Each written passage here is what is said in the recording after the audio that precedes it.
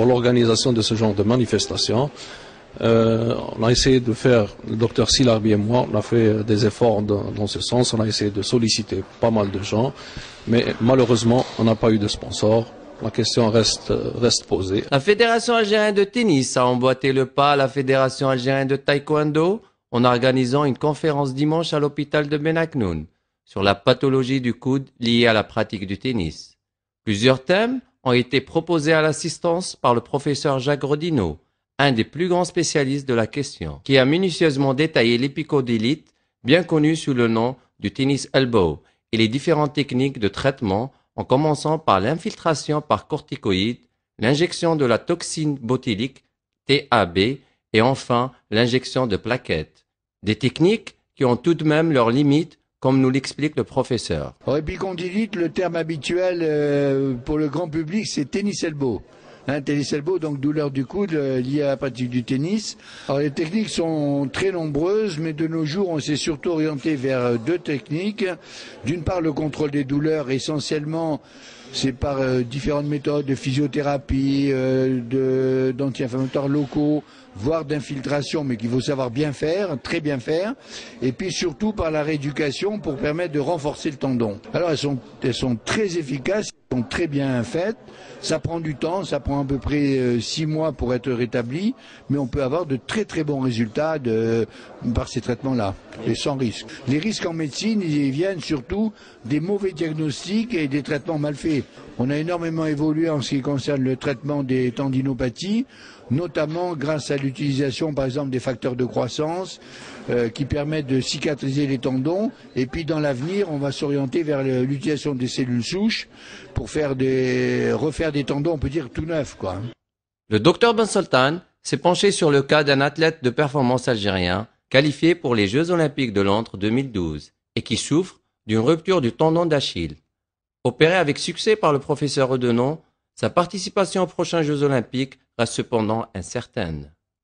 La réponse du docteur Bayon Renaud est sans équivoque. Il y a des infiltrations qui peuvent être faites ici, mais avec modération dans les coudes. Attention, comme l'a dit le professeur Rodino, ce genre de technique ne peut pas être utilisé dans les tendons comme le tendon d'Achille, puisqu'on a vu une preuve vivante de ce jeune sportif qui avait eu 2 infiltrations dans les tendons d'Achille, ce qui avait provoqué une catastrophe. Quoi comme traitement exactement, techniquement? Donc on lui a fait des infiltrations dans son tendon de corticoïdes. Et ça a eu comme effet d'atrophier sa peau, donc de diminuer la graisse qui se trouve entre le tendon et la peau, et ce qui fait maintenant qu'il se retrouve avec un tendon presque à nu. Et il vient d'aller bénéficier en France d'une injection de concentré plaquettaire, donc ce que nous faisons aussi en Belgique, et ce que j'ai amené comme technique ici en Algérie hier, en expliquant. C'est quoi exactement ça? Alors c'est sur base d'une prise de sang, donc on prend votre propre sang, on le centrifuge à basse vitesse pendant 5 minutes et on récupère le plasma qui se retrouve au-dessus, les globules rouges étant descendus en dessous, et ce plasma est riche en plaquettes. Dans ces plaquettes se trouvent des facteurs de croissance qui aident à guérir les tendons. Ça peut être fait dans les tendons comme le tendon d'Achille, comme dans les tendons des coudes. Par contre, la cortisone ne peut pas être faite dans les tendons comme le tendon d'Achille. Je pense qu'on a essayé de le remettre sur pied rapidement, de manière un peu inadéquate, je pense, oui. Et donc des journées comme ceci sont extrêmement importantes pour bien montrer à tous les médecins sportifs, ces médecins qui ont la pression des clubs pour remettre un sportif d'emblée sur le terrain, qu'on peut pas tout faire, on peut pas faire n'importe quoi. La Fédération algérienne de tennis n'est pas à son coup d'essai et compte bien réitérer ce type de rencontres qui permettent une large diffusion des nouvelles techniques de prise en charge de certaines blessures types et un transfert de technologie. Ils apprennent beaucoup de choses ici, bien sûr qu'ils vont à l'étranger, mais c'est surtout nos médecins à nous et nous le centre médico-sportif ici il faut qu'ils travaillent, il faut qu'on ait de bons échographes. Vous avez entendu ce qu'il a dit, il faut qu'on ait du bon matériel. Le matériel, je m'inquiète pas parce qu'on a les moyens en Algérie d'avoir du matériel. Donc, mais il faut par contre de bons techniciens, de bons échographes qui puissent manipuler correctement ce matériel et diagnostiquer et se faire connaître. Et après on on aura des bons comme le professeur en France, qui est l'un des meilleurs en France. Enfin, ils sont 4 ou 5 professeurs qui sont brillants, ils sont d'un très haut niveau. Donc, on fait en sorte pour qu'on ait ici, chez nous, des Algériens d'un haut niveau, avec une pratique, avec bon.